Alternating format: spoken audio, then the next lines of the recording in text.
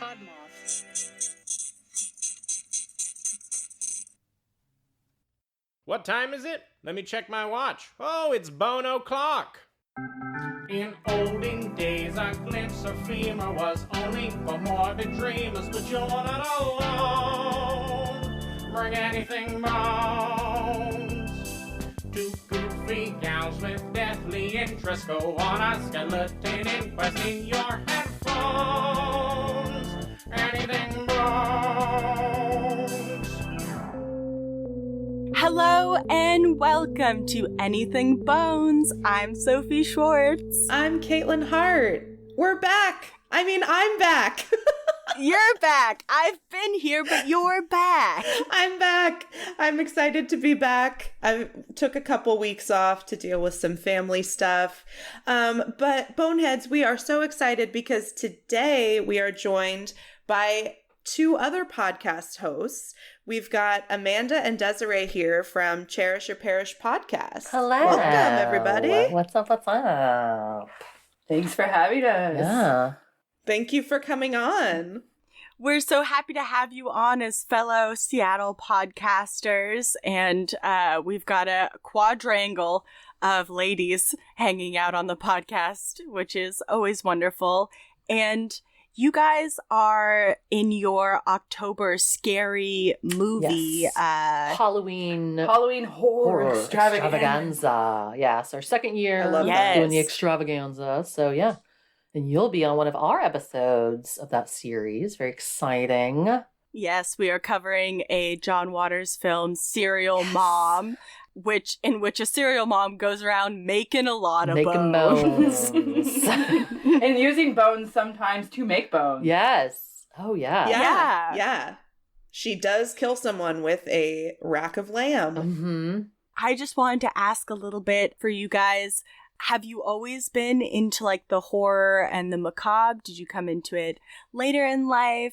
What is your association with the spooky scary? Yeah, definitely freak since birth. My mom is a big horror fan and was like, I don't know if like goth was like a thing in the 60s, but she was definitely like a horror head like in her teens. And like I just grew up watching all sorts of weird stuff, and like there'd be like Time Life book series when I was a kid of like the mysteries of the unknown or true crime, weird stuff. Serial killer culture was like a big deal. So never my favorite thing, but yeah, always digging skeletal, spooky shit. Whatever. Same. Definitely been weird for a very long time. Like one of my favorite movies when I was very young was The People Under the Stairs, which is a Wes Craven film. Mm-hmm. And it's weird. It's weird. We covered that one on the podcast. Yeah, we did. And indeed, it is remains weird to say. Definitely looking back on it, I'm like, yeah, for a long time I've loved like the weird stuff. Not too scary. I've never liked the general horror movies, like the what's a good like one? the big franchises like Nightmare, Friday the 13th, Nightmare and Elm all that stuff, yeah. Street. I've never really been into those necessarily. I appreciate them as their own genre of horror. It's not my style. Yeah. So The Silence of the Lambs. I like more thrillers. Yeah. Oh, Silence of the Lambs, or I mean, even like Scream might be similar to Nightmare on Elm Street, but I find it's different. I feel like it's more in the category of the thriller, like things like that. Yeah, non-supernatural. Non-supernatural. I want to be actually afraid. I'm not really afraid of the supernatural. Yeah, So. very curious. I'm fascinated by the supernatural. Yeah, it's more fascinating. It's more like, ooh, cool. Wait, why are we scared? Until the demon comes for you. Do either of y'all have an interest in true crime, or is it more just like the spooky horror, like true fiction? crime for sure. True crime. Yeah. Yeah. I find it's always depressing when you know it's true, because sometimes it's really terrible to know For sure. people like that exist at their core, and so that's one thing. I can't do too much true crime in a row, but I do enjoy it. Yeah, I definitely kind of grew up watching Law and Order, and then when they like true crime really kind of grew, I think, out of that sort of audience. But there was like that heyday where there was just so many shows, which had no discrimination at all of what I was watching. But now definitely like when you've seen how well it can be handled, how respectfully and victim focused it can be handled, it's hard to watch stuff that doesn't take that kind of care. And I think a lot of it does not take that kind of care. So I I do have a fascination with it, but I try to be careful of not getting in. Yeah, because like it just makes you feel yucky. Yeah. Like if you find the wrong way a narrative has been presented, it just doesn't. I was like, what's happening over there? It just doesn't work for me. But yeah, I do love. I guess it's almost like a fantasy of justice sometimes that most people do not. That eludes most people. So yeah, I think sure, and also murder. Sure. Fascinating. Murder, mystery, the paranormal. Yeah. And I think with that, I would like to start off our Boney experience. Yes.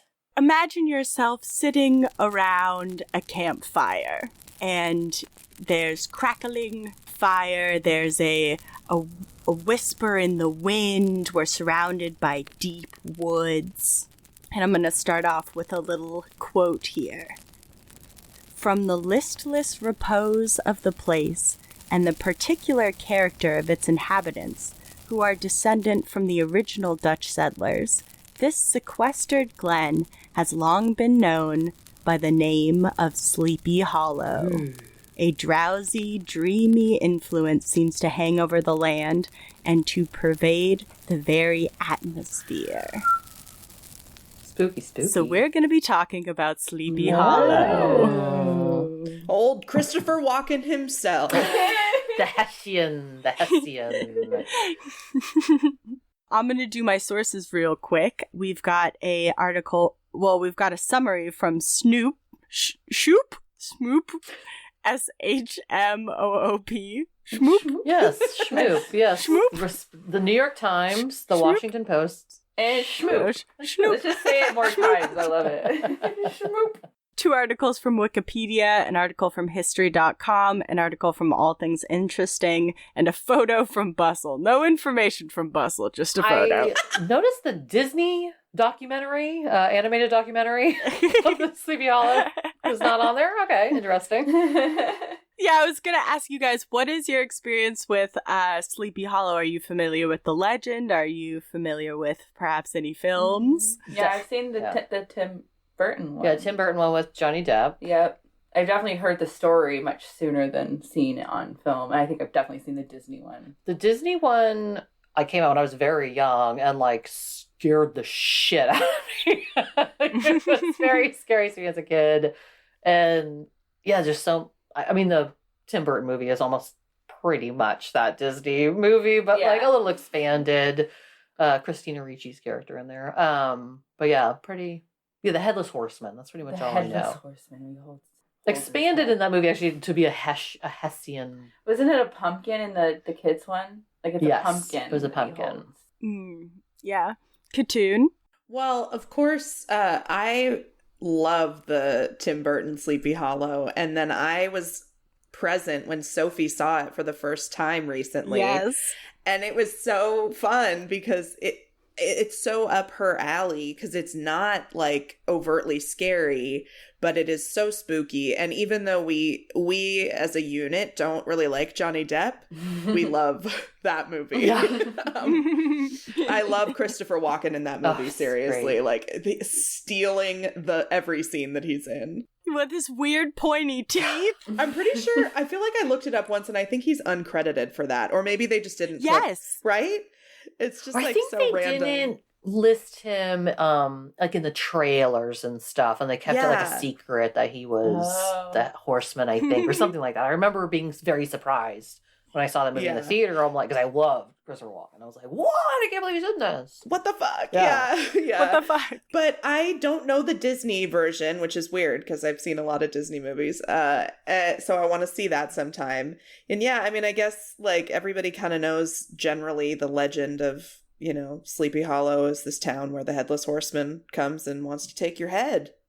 Right? Yeah. Well, I have some sort of fun historical context around this and also some spooky coincidences that have to do with bones. So, as we were talking about, the legend of Sleepy Hollow is a Gothic story by American author Washington Irving. You can't trust a man with 2 last names, though. I will say that. So, Sleepy Hollow was actually contained in a collection of 34 essays and short stories that was called The Sketchbook of Jeffrey Crayon. Wait, I love that. You have that? No, I said I love that. Oh, okay, I was like- I've never heard that before. I was like, I have Oh, yes, that. of course. Duh. I have that. I have those essays. All of the works of Jeffrey Crayon. man. That would've been wild. It's hilarious because I was like, who the fuck is Jeffrey Crayon? Like, is that like a character? That's my next character's But no, name, that was... whatever improv scene I'm in, I'll tell you right now. Hello, it's Jeffrey Jeffrey Crayon here at your Crayon. service. I mean, that was this guy's pen name, and he Oh. was like in a review, someone like outed him. Like, they were like, oh, Washington Irving, you know, known as Jeffrey Crayon. And he was like, I oh, hate come on. that. Like, let Lemony Snicket be Lemony Snicket. Let Banksy be Banksy, you guys. Let Jeffrey Crayon. Let Jeffrey be Crayon. Crayon. Come on. So, the legend of Sleepy Hollow itself was first published in 1819, along with his other pretty well-known piece, Rip Van Winkle, which I believe is the guy who fell asleep under a tree for like 100 years. Yeah, I think. And then woke Oh, up. okay. Yeah. But it's interesting because the legend of Sleepy Hollow is kind of one of our earliest examples of like American Halloween-specific fiction. So I wanted to give a little summary of the plot just for those who might not be familiar with it. So there is a guy named Ichabod Crane, and he lives in Sleepy Hollow, and he is the teacher and choir master. One day, Ichabod realizes that sort of the richest guy in town has a really beautiful daughter who he is determined to fall in love with, but she is also kind of in a thing with this guy named Brom, and they're both vying for the affections of the same woman. There is a big party held at the rich family's home, and Ichabod goes. Ichabod his affections are rebuffed by his love, and as he's going home, he meets with the Headless Horseman, who chases him and throws his head at him, and then Ichabod is vanished and never to be seen again. And there are lots of different iterations of this story, but that's kind of the basic legend. So besides being one of the first like iconic American tales, it also carries like some rings of truth. Irving didn't invent the Headless Horseman. This is actually a figure of folklore that's been around since the Middle Ages. Interesting. And it's also been mentioned in like the Brothers Grimm stories, but it's most prominently connected to an Irish folklore figure called the Doulahan, also known as the Gone Clean, which is Irish for no head. Gone clean? Gone clean? I've gone clean. You know, I'm not 100% sure. I looked up how to say it, but I hope you know, you that's never right. know. That'd be great. Irish or Gaelic is a confusing language if you didn't grow up with it. So basically the story of the Doulahan, which I think is easier to say. So it's Irish. He's a headless rider on a black horse who carries his own head. Usually is male, but there are female iterations of this. So equality. Woohoo. People of all genders can be a headless horseman. Good. And our Yeah. murderous specters. Yeah, this person, like, if you meet this thing, you just don't want to, because, like, basically the image of it is that it has a giant grinning mouth that, like, touches both the sides of its head, and its eyes are constantly moving around to try to find you, and the flesh of its head is said to be, like, the color and consistency of moldy cheese. Like melting off. Yeah, and it carries a whip that's made of a human spine. And its wagon is adorned with like skulls that are like like candles attached to skulls, and the spokes are made of thigh So it's like a bones. Total Dragula, like in the White Zombie sense. Yeah. He's like rolling up, covered in bones. And if he sees you and calls out your name, you die. Yeah, Game over. you're done. Is there a way to stop him? Well, if you have a golden object and you put it in his path, that's said to stop him. So he just wants some money. Yeah, he's trying to rob you. Let's be real. Which is definitely like how it's talked about in the Tim Burton movie. Like he is a mercenary, so just whoever's the highest payer, essentially. I actually just haven't been so many years since I've seen it that my recollection of this is like he's being controlled by not just I mean he's still like a evil spirit, but like I could be wrong. Yeah. Spoiler alert. Also, if you have not seen this movie. Oh yeah, I mean we're gonna spoil the shit out of all of this. 18-year-old Tim Burton movie. Spoiler alert. What the fuck are you doing? Stop listening. Story like from like the 1800s. Spoiler alert. He's headless. No spine whip though, which I really would be like, come on, Tim Burton, get it together. Where's the spine whip? No, he might have gotten an R rating for that. I don't know what it was rated. Oh man, that movie has a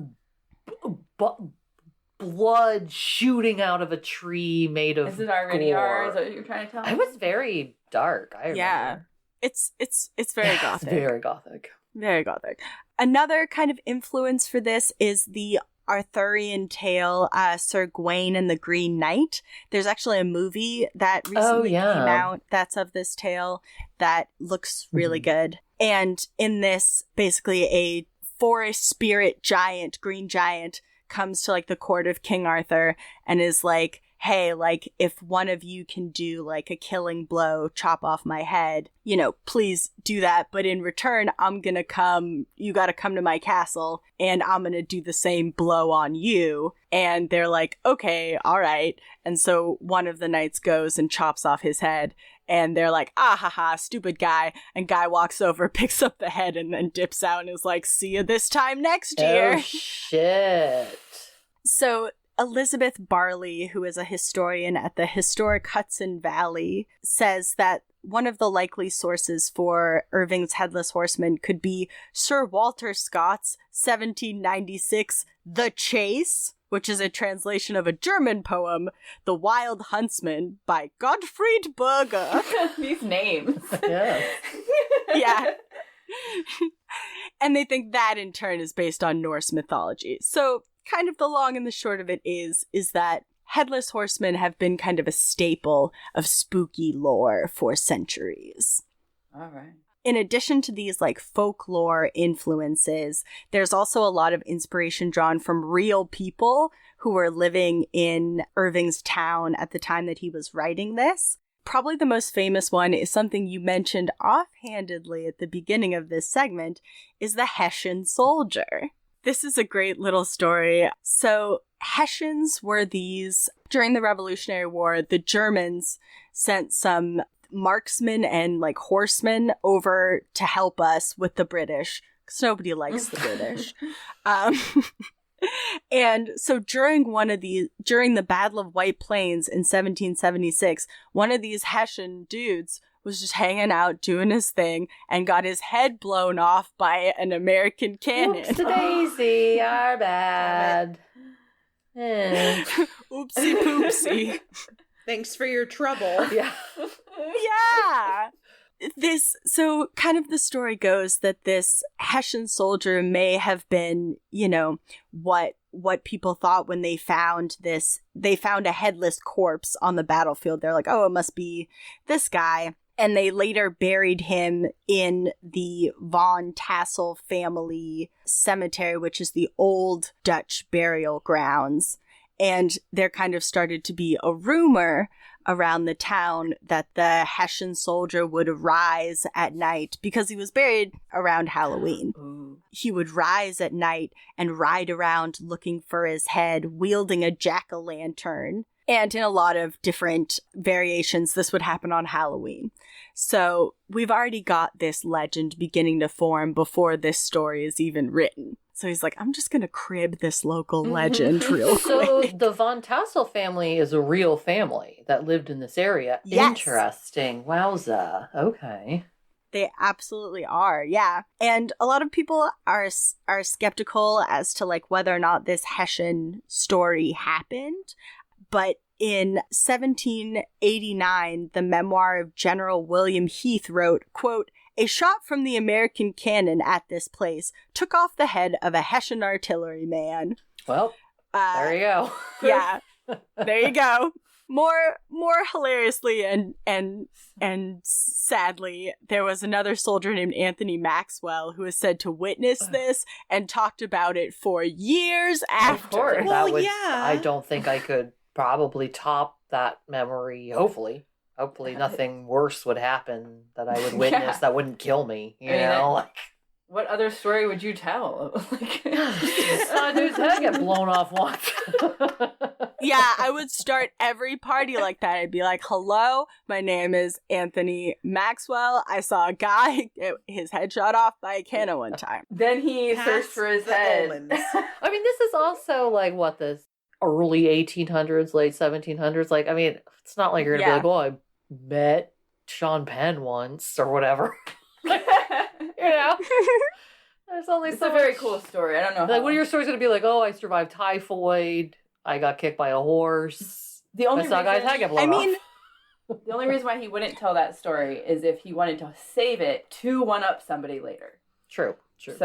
True, very true. But kind of going off of something you just said, Amanda, about surviving plagues, another kind of influence on the writing of this tale was that when Irving was 15, he had to actually get out of New York City to go up to Tarrytown, which is kind of where this Sleepy Hollow is kind of set, because there was an outbreak of yellow fever that killed about 5,000 people. Oh. So he had to go up to this more rural town, which really inspired the writing of Sleepy Hollow because of the eerie kind of mood of the trees and the Catskill Mountains and all the Dutch architecture. There was a lot of people were like, he was very inspired by the Dutch architecture. I'm like, okay, this architecture really must be something. It's like wooden and dark. Yeah, exactly. And kind of as you hinted at, Amanda, there were a lot of real people's names that he took from actual residents and people that he met. There's actually a man named Ichabod Crane was a real life army colonel who served under New York General Daniel B. Tompkins during the War of 1812. And him and Irving were stationed at the same place, but there's no actual proof that him and the real Ichabod Crane ever met. But I think he really liked his name. Yeah, with a name like that, your reputation precedes you. You don't have to meet them. But it's so funny, like, to think of, like, how, because of the story, the concept, the name Ichabod Crane is, like, spindly and frail. You don't think of, like, an army captain or whatever. It's very interesting, like, that was the character to have that name. Yeah, and it's funny because, like, off of that, Ichabod Crane, the character, is kind of an amalgam of, like, he has the name of this army general, but they think he's, like, in, like, form and, like, personality based off of this guy, Jesse Merwin, who was, like, a school teacher in the town where Irving lived. But fun fact about Jesse, him and Irving were both friends with Martin Van Buren, who became the 8th president. What?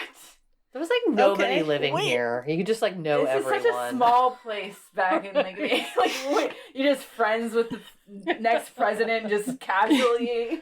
Like, what? It's just like, oh yeah, him and we both knew Martin Van There was Buren. only- He's president now. How weird is No that? wonder we know this story, though, right? Talk about privilege. Yeah. Yeah, I'm pretty sure, in one of his State of the Unions, he was like, yes, everything's going pretty well with the country. Also, have you read the essays of Jeffrey Crayon? This isn't sponsored or anything. I just really like this book. I just really like this book. This guy's got some fun ideas. But also going off of more real people, Katharina von Tassel was a real person. Yeah, the love Christina interest Ricci. in Sleepy Hollow. We know. Yeah. Oh, we're Ricci heads on our podcast. Yeah. But apparently, like, Irving did stay with the Von Tassels for a while and asked them if he could, like, use her name and, like, model a character after her. She was like, cool, all right. Yeah, do that's it. hella cool. Yeah. It's like, oh, I'll be immortalized. Awesome. Yeah.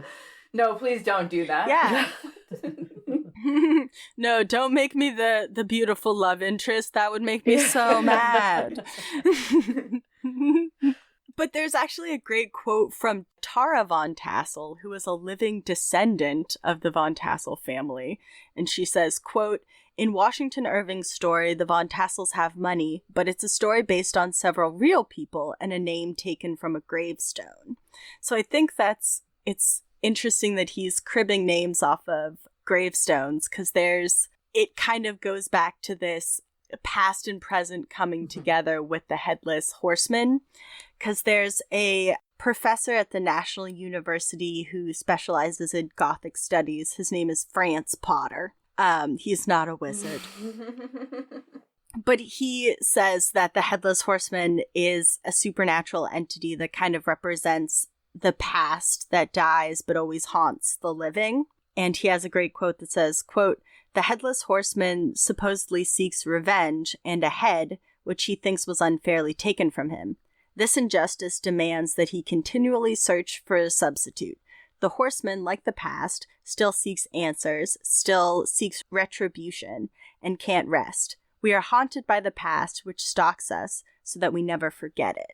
And I think that's interesting that that's kind of one of the themes of it, because it has real people in it. It's the past kind of lives on both through this legend and through this paranormal entity. Yeah, the other interesting thing is that Ichabod in the Disney version, the Tim Burton version, is the outsider and an educator. And so, like, coming into these very cloistered communities that have their secrets, that have their darkness, that they are desperately trying to keep under wraps, and Ichabod is there, the person who's shedding a light on these things. Even in the Disney version, he kind of questions what he sees as backwards traditions of the town. He's treated with distrust. And in both cases, the romantic interest of the daughter of the kind of patriarch of the town is even more suspicious and, like, threatening. And so, like, it is an interesting of, like, this idea of the past being dredged up. And in this case, you know, in the Tim Burton version, being motivated to eliminate anything that would resolve those past things, or taking responsibility or having culpability in the past, which is a very prescient concept even now, like when we think of, you know, atonement for systemic injustices or even anything, you know, it's very interesting. Yes, I was going to say, it's interesting because it kind of, you guys are familiar with a lot of horror movies, for sure. Right? And kind of the tropes of horror movies. And, like, the, you know, indigenous burial ground, like, themes and things like that.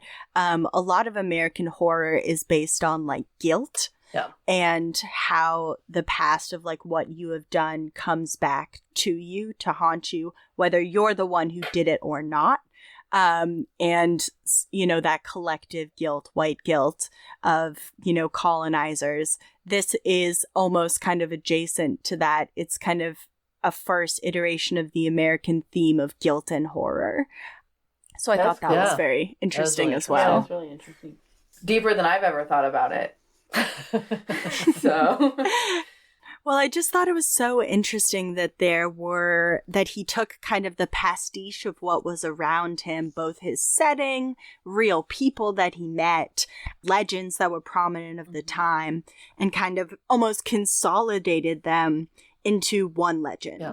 So I think and it's just interesting because we get to see a little peek, you know, through his fiction, we see a little peek into some of the things that were going on at that time. Yeah. Maybe some of their prejudices, maybe some of their attitudes, realized through this paranormal horror.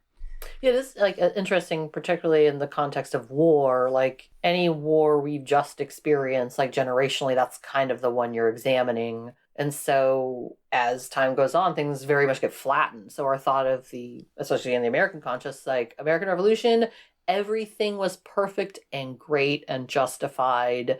But you can't even probably fathom, like in this case, like random European mercenaries being sent over and their heads blown off. And are their families ever informed? What happens to those people?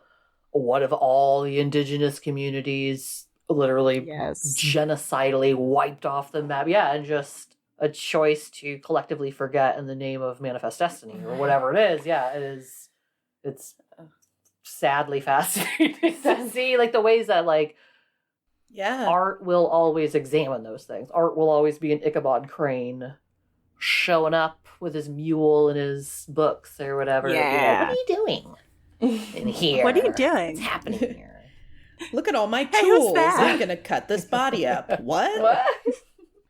Yeah, it's funny in the live action version. He's like a cop Like an or like a investigator or detective. something like that, yeah. Yeah, But also like a forensic scientist. Yeah, like, yeah.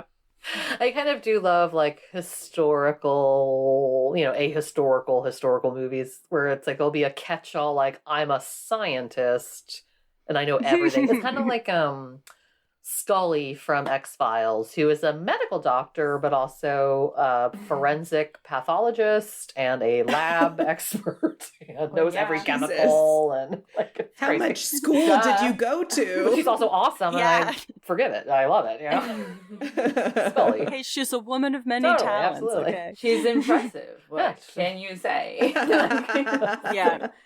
At least on Bones, they have several different people for all A that little stuff. more Yeah, adherent to the whatever is happening. that's true. More modern the thing is, the Yeah. more they cover those kinds of bases, I think. People Yeah. gotten know that enough. Yeah. That's your tale? Yeah, that's my That's tale. cool. All right. I learned so much about Sleepy Hollow that I didn't even realize. I'm literally going to watch Sleepy Hollow Now I again need to watch tonight. it, yeah. We have two I other should've movies to watched it watch for our before. podcast, but yeah, I haven't watched that movie in a while, and it's good.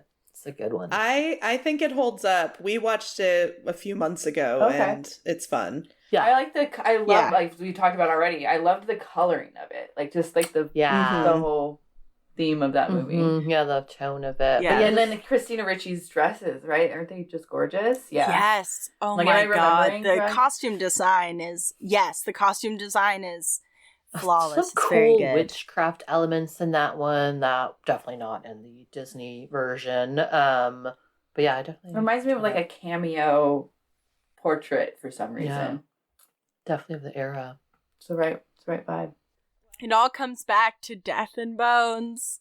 It's time for an ad.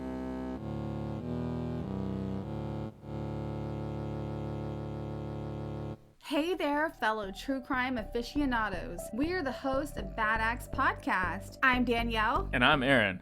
Join us every Thursday for twisted true crime tales of bad deeds and the supernatural. We've covered family annihilators, cold-blooded baby daddies, cannibals, and even people who blame zombies, ghosts, and voodoo for their bad acts.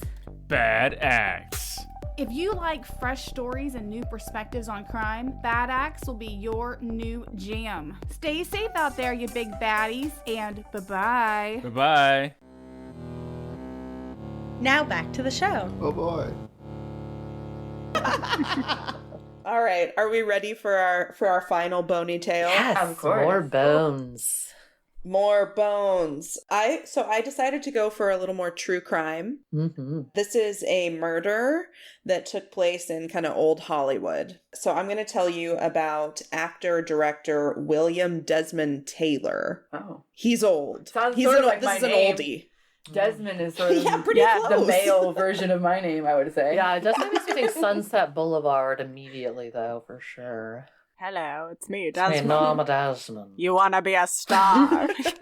Well, turns out that wasn't his real name. Oh. He was born William Cunningham Dean Tanner. That's too much.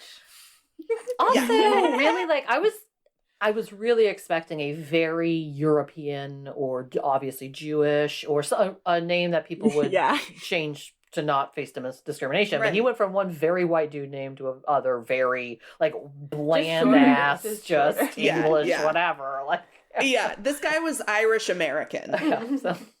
So he was born in 1872 in Mallows County, Cork, Ireland. Ooh. And he and his family eventually made their way to New York.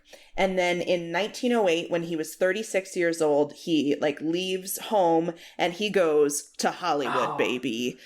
Big life, big Yeah. city. Wow. He's living a Billy Joel got song. Yeah. And so, yeah, it's 1908. And he has 37. made his way. Yeah. He's gonna be. I should go. That's my age right now. This is my time to go to Hollywood. Hey, I guess. listen, lots of people have their. Come on, fame Desmond, start it's your later, yeah. time. Change I your will. name. Get your ass down there. So first off, he was an actor on the stage, and then he was also in some motion pictures. So we're in the era of like silent films right now. So I've never seen any of these movies that he was in. I don't know if y'all are into silent films, but can be a real douchebag when it comes to arty farty films. But even I am like, holy shit, they're not even talking. I was like, but is it on the Criterion Channel? Maybe, there's lots of stuff on the Criterion Channel I don't watch. I'll tell you what. You know, it's just not the same without the full orchestra playing underneath it. I feel it's more of an experience than to just sit at home. Like, I guess I could just play my own music over them, but no, I don't. I've probably not seen this movie. Oh my god, now that would be something. Yeah, just modern music over the silent film. Just like, yeah, just a little bit of walk is there, you know, running around trying to catch the guy who tied the lady to the train tracks. to do Murnau's Nosferatu and Jagged Little Pill. What are some of the movies? They have cool names. So I've got a couple. He was in 1914. He was in a movie called The Criminal Code. Ooh. And then in 1915, he was in a film called An Eye for an Eye. Oh, I've seen that. No, I don't. An Eye for an Eye? That's one of my favorites. That's one of my favorite movies from 1915. Blind, you guys, that makes the whole world blind. Oh, Me so and all true. the shrimp went down to the Cine Odeon and we got ourselves some popcorn for a penny a piece. So it was eye for an eye. And I've seen it 6 times, but why not go for a 7th? A penny and a half for Old a sport, lunch. I fell asleep. I burned all the time with my cigarette when I passed out. And then I woke up, had a double gin, and then went and drove my car. No. Without a seatbelt. What's a seatbelt? They weren't invented back then, you see. I wasn't even allowed to have a driver's license as a woman. Now let's have a cigarette. I should say my sources, duh. I, of course, went to Wikipedia, history.com, timeline.com, and then hollywoodforever.com. No shit. Hell yeah. Hell yeah, Hollywood Forever. Yeah. This is, Tinseltown, baby. Mm-hmm. Hollywood. So he's in The Criminal Code and An Eye for an Eye, and the reviews for these films are just great. Like, he's killing it right off the bat. Mm. And then in 1914, he also makes his directorial debut, and he gets kind of more into directing rather than acting. And he directed a lot of successful Mary Pickford movies. Okay. And if that name really sounded familiar to me and I didn't know why, and I looked her up, she's just like a famous silent film actress, but I don't know why the name kind of stuck out to me. Mary Pickford. Maybe something to look into more. Yeah, I just was day. like, that name is familiar, and then I looked at a picture of her and I was like, nope. So I moved on. Y'all, this is how we all know her. She's known as America's sweetheart. Oh. I feel What? Wait till Reese I thought that was Witherspoon. I thought Reese Witherspoon, and then also Julie Andrews. Wait, no, she's Jennifer British. I don't know. Aniston. Jennifer Aniston, yeah, was the Aniston. 90s one. Oh, she invented spotlighting. Oh. Mary Pickford. Okay. Why She's would like, you- I need a light just I on me. don't know. Weird. Maybe we learned about her in a theater class or Tech something, theater, so yeah. I don't know. Anyway, Mary Pickford, mystery unsolved. Back to William Desmond Taylor. Let's call him Desi. Do it. If you don't mind. No. No, I don't want to call him that. It's like I Love Lucy. Yeah. Oh. I'll call him William. Let me be a little nicer. He did die horribly. Billy. We're going to get Oh, to it. Spoiler alert. Yeah, sorry. I told you it was an Yeah, old we already Hollywood talked murder. It's fine. I forgot. Okay, I was. This is the Anything Bones podcast. That's true. Yeah, you knew I was going to bring it down eventually. Yeah, unfortunately, if we start talking about someone who's alive, they probably won't be fine. Yeah. Okay, so before he dies, so in 1918, he signs a contract with Famous Players Lasky, which eventually became Paramount Pictures. Ever heard of it? Yeah. I have. Yeah, me too. So overall, William Desmond Taylor directed 59 silent films, 59, and that was between 1914 and 1922, and then he also acted in 27 of those, or probably not the same films, but he was in 27 silent films between 1913 and 1915. Dang. So that's a lot, actually. He's an all- Probably for that time. So for that time, it was probably I know, crazy. he really like did a lot in not a lot of time. So we are in, I think, Sophie's favorite era. We're in the Roaring 20s. Hell yeah, old sport. Yeah, we are in music Hollywood. playing, everybody's jitterbugging. Exactly. So this is like a very extravagant time, obviously, but it's also known for having some scandals. So in 1921, Hollywood got kind of rocked by this trial of Roscoe Fatty Arbuckle. Oh, yeah. And I don't like that his nickname is Fatty. Like, I just want to say right now. But apparently he was tried 3 separate times and then acquitted and exonerated for the 1921 rape and murder of actress Virginia Rappe, R-A-P-P-E. So this really shocked everybody.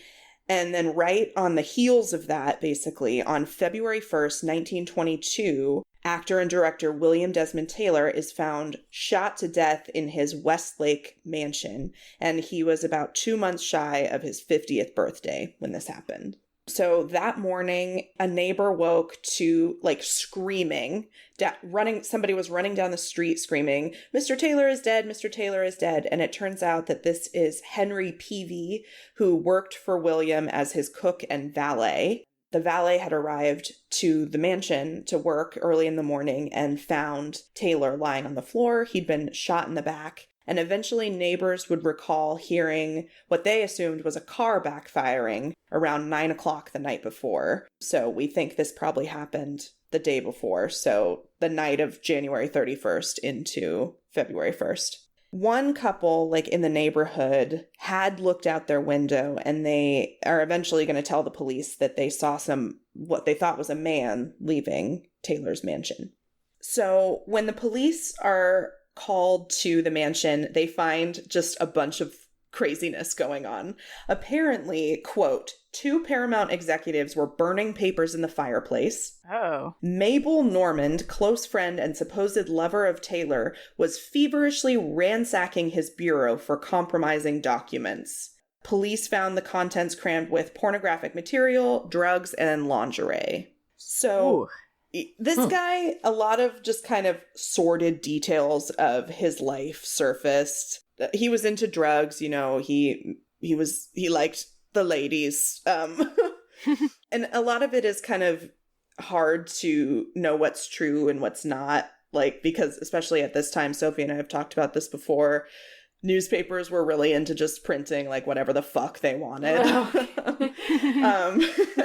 Making stuff up.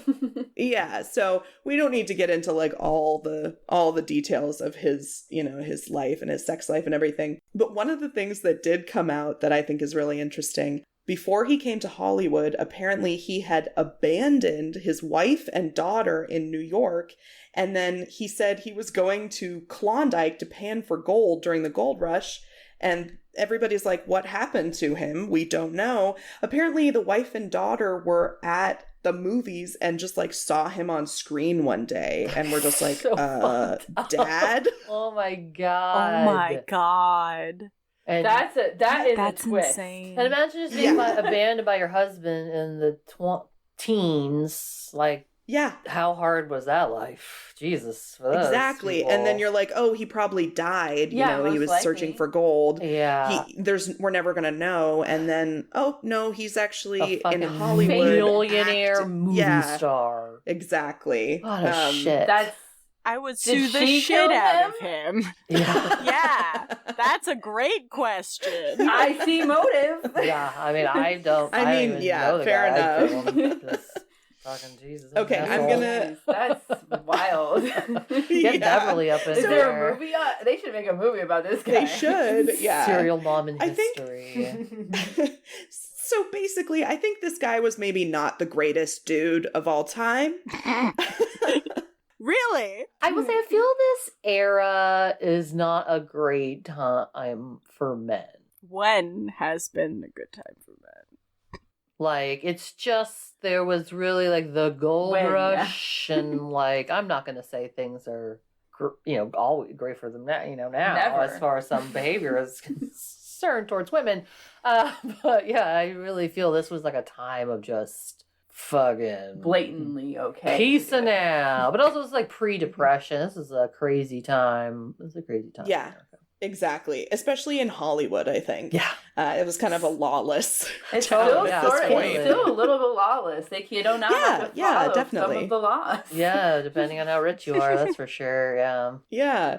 So there were, the police are starting their investigation and they end up coming up with a quite a few suspects. Quote, a sorted suspect list was drawn up by the police. A deranged stage mother, drug dealers, a love-lorn teenage cinema star, and members of a gay opium cult were just a few of the convoluted leads, end quote. Let me know more about this gay opium cult, because... Yeah, I was gonna say, That I have was latched on literally to that. the only mention of it in my sources. I was just like, excuse me, Ugh, you're just going to woof. say gay opium cult and you're not going to follow it up with anything? Is there any information about this outside of this guy's name? Yeah, what's which- happening what are these- here? I don't really know. Like, I think some people thought that he himself was gay, but, it doesn't matter either way. Like, it's not, it Whatever. does, yeah. It just, like, I don't know what happened or why he But would he's have been having involved in a drug gay orgies. opium cult. You know what I mean? It's just like Yeah. he's Yeah, I down was to gonna clown. say. It doesn't matter. That's, Yeah, exactly. that's what's He happening. seems like he's open to a Yeah. lot of stuff. He's an artist. It's like an era Yeah. of new American hedonism, Yeah. An Yeah. artist. Yeah. So he said to his So- wife when she showed up again. Yeah. I'm an artist. You don't understand. Yeah. And she goes, and who are those people? He's like, that's the gay opium cult. How you doing? Hey, you want some opium? So the last person to see him alive, allegedly, was one of these Hollywood it girls. Her name was Mabel Normand, and she was one of the people, like, looking through his shit when the police arrived. Not suspicious at all. No, that's fine. So they were linked possibly romantically, not really sure, but she was apparently addicted to cocaine and William was trying to help her, like, get clean, and he apparently had reported her drug dealers to the police to maybe, like, kind of get her problem fixed at the source, maybe, is what he was thinking. So it was a possibility that because of this link to drug dealers, maybe somebody had tried to get revenge on him going to the police. We don't know. Another theory was, and this is the best one. Another theory was that those neighbors didn't actually see a man leaving his home, but they saw Charlotte Shelby, who is the mother of this starlet, young Hollywood starlet. Her name is Mary Miles Minter, and she is a, quote, Taylor protege. So it sounds like she was working a lot with William Desmond Taylor. She was in love with him, but he had rebuffed her, saying he was too old for her because she's a teenager at the time. And I wrote, yeah, no shit. Yeah, I was gonna say, way to do the basic right Right, thing. like, just like, hey, I didn't. That's not where I thought the story was going. So Yeah, I really thought it was going to Exactly, be yeah. like a whole, like, and now the mom is pissed because she couldn't, like, pimp out her kid to... yeah, like what's the motive? That's there? fucked up. Like, Well, what the hell? okay. So there are rumors that some of the lingerie that was found at William's house had Mary Miles Minter's, like, initials on it. It said, like, MMM or something. And so her mom, who is by all accounts just this horrible, like, stage mom, she is furious at the even possibility that Taylor was sleeping with her daughter. So it wasn't that she couldn't pimp her out anymore. I think it was more like she was upset that they were possibly sleeping together. Oh. Even though, But- so he says she rejected her, but in reality, maybe he didn't. And then this mom is It's mad totally about it. unclear. Yeah. It's like, we're never going to know We'll never know. what the, and like maybe, yeah, who knows? Yeah. It sounds like he said that he did not have an inappropriate relationship with her, but maybe she wanted that. And That's That just what sounds like they what he would all say, though. say. exactly, yeah. And if he was, hiding his male lover, wouldn't he also say that? Yeah. Like, who knows? Who Possibly. fucking and if knows? he left his wife and his Yeah. entire family, he's obviously okay with lying about Yeah. stuff. Come on. Exactly, yeah. So, again, not the best dude ever. But over the years, Mary Miles Minter, she was, a young starlet at the time of this murder, but she and her sister accused their mother of killing William Desmond Taylor. She apparently said, quote, "My mother killed everything I ever loved." Oh, snap. So, Maybe sounds like a healthy real relationship. Serial mom there. Check out our episode on Cherish or Perish Yeah, about serial mom. Cherish.com and wherever you get your app podcasts. Wherever you get your app from which you once will get your podcasts. So another suspect was a guy named Edward Sands, who was a former valet of Williams. I guess he had previously robbed him and was quote, long considered a leading suspect, but the police were unable to find him. Okay. So then he gets away So, with it. Bye. so we're done, I So guess. Thanks. that's our, he's not right in front of us, so we don't. It must be somebody else. Let's We find a don't know different what to theory. Yeah, can't be the guy that's the lead suspect. Katoon, I have a question. What? Is when you say valet, is he like park a car valet, or is he A like valet. get your ties ready valet? I think more of the old school valet. Okay. Yeah, a little bit Thank you for the more- clarification. I did in my head Yeah. think he just drove him around like a limo driver. Or not I mean, even he driving probably around, just did drive that a car too. around. I don't really know, but I'm thinking like Downton Abbey Mhm. kind of Yes. valet. Like Valet. let me get your shoes on your foot for you, sir. so then kind he of has thing. access to his house for sure. Mhm. Yeah, Maybe, so have maybe- access to his toothbrush, like he would have. So he could access have to easily everything, killed yeah. him. Oh, for sure. And used his toothbrush. But we'll never know because he Inappropriate. disappeared. Inappropriately. So this is just so weird. And there's literally one sentence about this in my source. Apparently in Atlantic City, there came an anonymous confession letter from a, quote, educated man saying, like, I killed William Desmond Taylor, but this is an anonymous letter, so what's anybody going to do about it? And then in 1964, on her deathbed, silent film star Margaret Gibson asks for a priest, and then when the priest gets there, she's like, I killed William Desmond Taylor. What the fuck? Wait, who Yeah. did that? Who was that? Some Just some random, lady? not random, some lady. No. rando old lady. Her name is Margaret Gibson, and she was a silent film star that had worked with William Desmond Taylor in the past. But we don't know her motive. We just know she confessed. It was just a deathbed confession, Okay. and then goodbye. Interesting. so weird. Well, I mean, it's got to be her since she hadn't shown up yet in the story, right? I guess. I mean, the that's person the you least rule. suspect. It's always. I was gonna say, yeah, was she even a So She that's suspect? didn't the even red show up herring, until and then she's 1964. When she confessed, it sounds You legit. met me in Act 1. That's actually his Yeah. wife. Yeah. She changed her name. Maybe. Got massive Shit. research. Making up stuff now.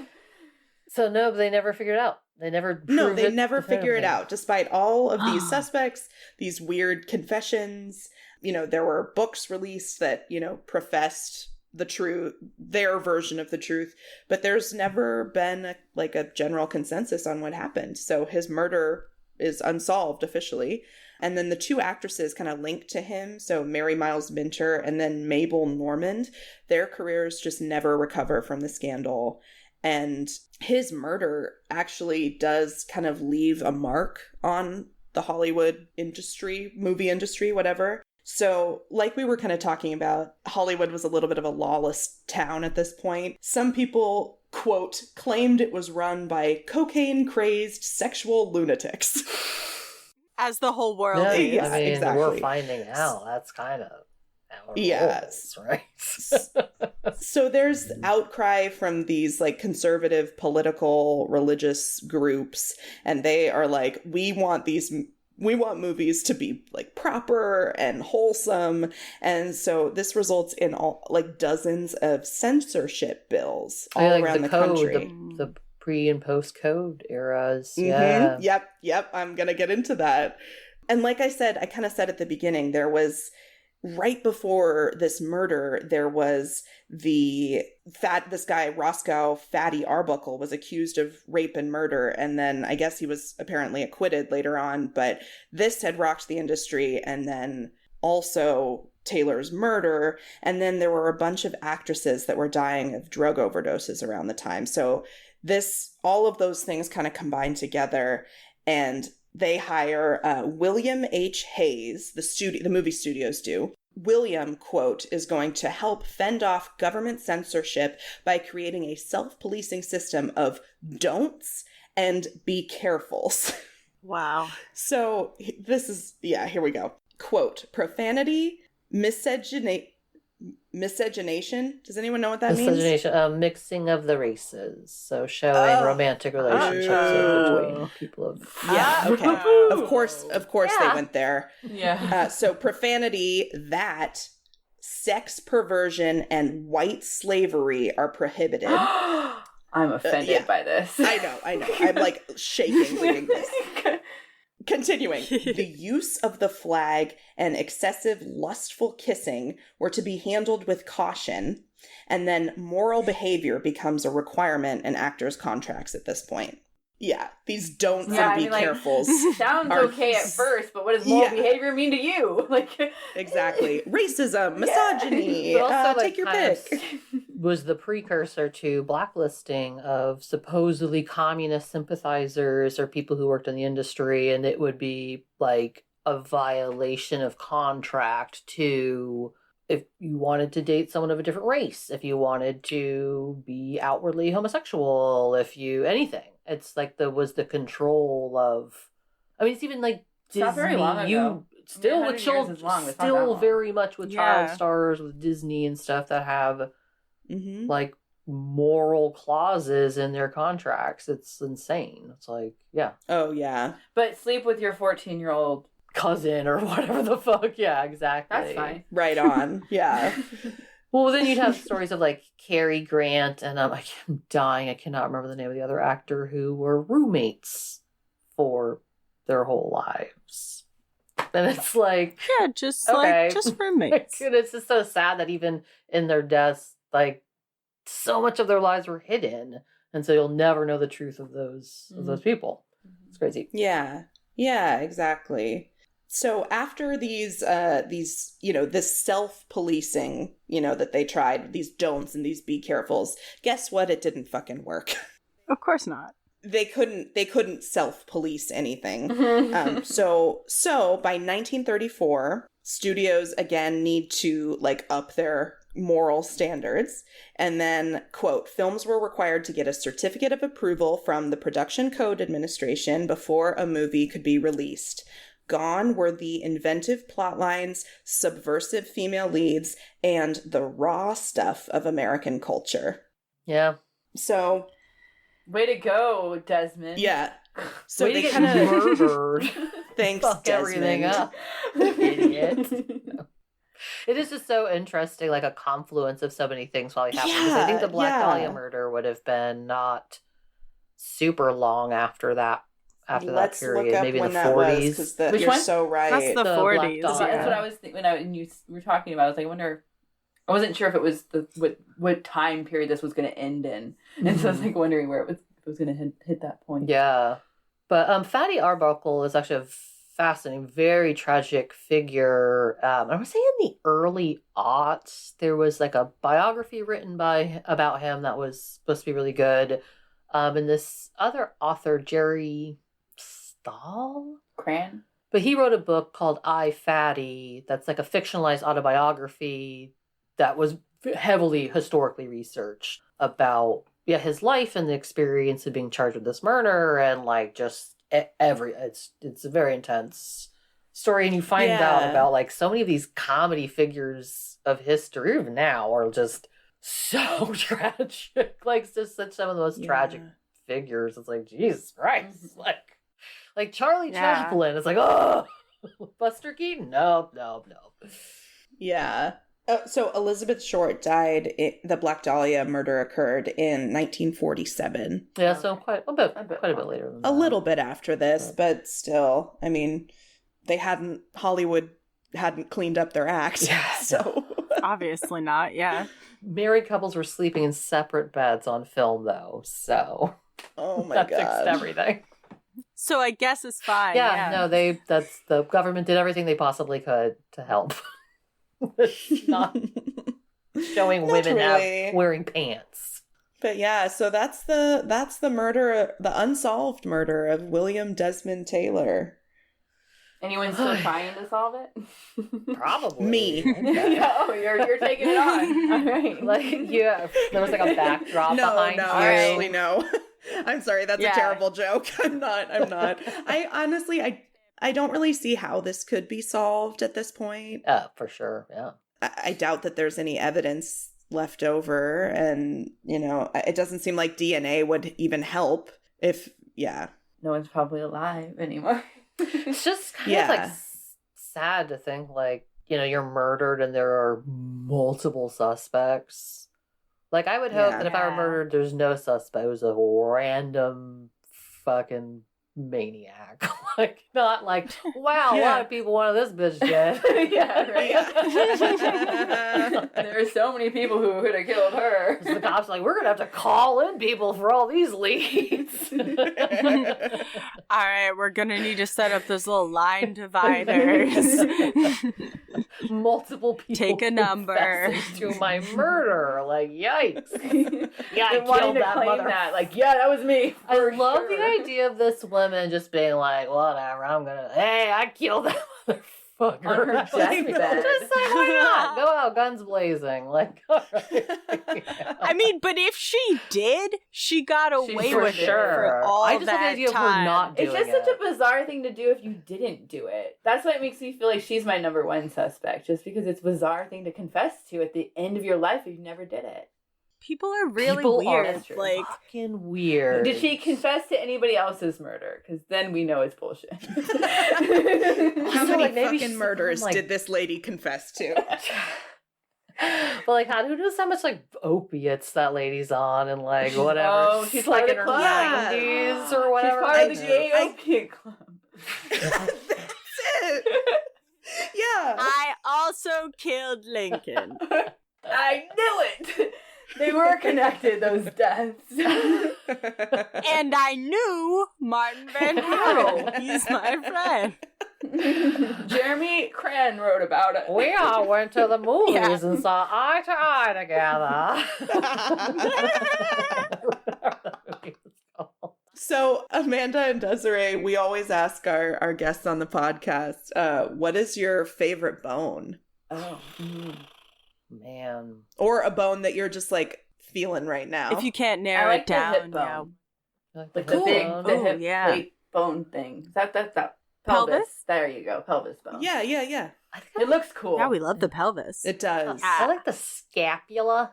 I like the scapula. Ooh. Scapula. The scapula. Little backbones? Yeah. And also, if you were like a trombone player, you could start a band called Scapula.